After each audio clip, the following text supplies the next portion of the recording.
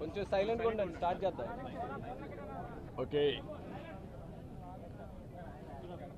అందరికీ నమస్కారాలు. ఈరోజు ఒక అత్యంత విషాదకరమైన సంఘటన, బాధాకరమైన సంఘటన. ఏదైతే పహల్గామ్లో జరిగినటువంటి టెర్రరిస్ట్ కాల్పులు భారతదేశం మొత్తం షాక్కు గురి చేసింది. ప్రపంచాన్ని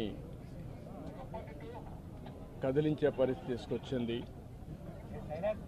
అతి దారుణంగా విహారయాత్రకు పోయినటువంటి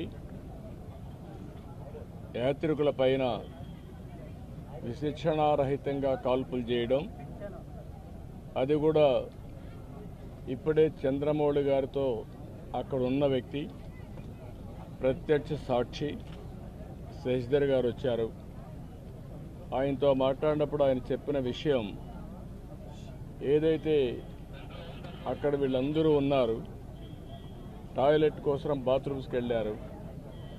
వెళ్ళిన సమయంలో ఒక ఇద్దరు వ్యక్తులు మొత్తం ఇష్టానుసారంగా AK-47 లాంటి గన్ పెట్టుకొని కాల్చుకుంటూ వస్తున్నారు.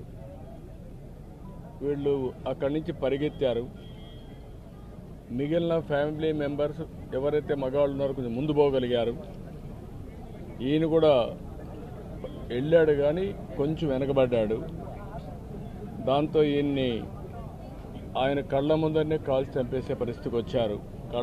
కళ్ళ ఎదుటుగా చూసిన ప్రత్యక్ష సాక్షి శశిధర్ గారు. అది చూసినప్పుడు ఎంత అనాగరికంగా, మానవత్వం లేకుండా వీళ్ళు ప్రవర్తించేది ఒక ఉదాహరణ. అది కూడా భార్యాభర్తలు ఇద్దరు కపుల్స్ వెళ్ళారు. విశాఖపట్నం నుంచి ముగ్గురు కపుల్స్ వెళ్ళారు. ఆడవాళ్ళను వదిలిపెట్టి మగవాళ్ళనే కాల్చారు సెలెక్టివ్గా. అదే మరి ఇవన్నీ చూస్తే ఒక టార్గెటెడ్గా కావాలని చేశారు తప్ప ఇంకోటి కాదు. ఇది ఆర్గనైజ్డ్గా కూడా వెల్ ఆర్గనైజ్డ్గా చేశారు. గడిచిన 3-4 సంవత్సరాలుగా అక్కడ ఎలాంటి గొడవలు లేకుండా ప్రశాంతంగా ఉంది. మళ్ళీ అక్కడ అభివృద్ధి జరుగుతూ ఉంది. అదే మరి అక్కడ ఉపాధి కానీ పెద్ద ఎత్తున అనేక కార్యక్రమాలకు నాంది పలికే పరిస్థితి వచ్చింది.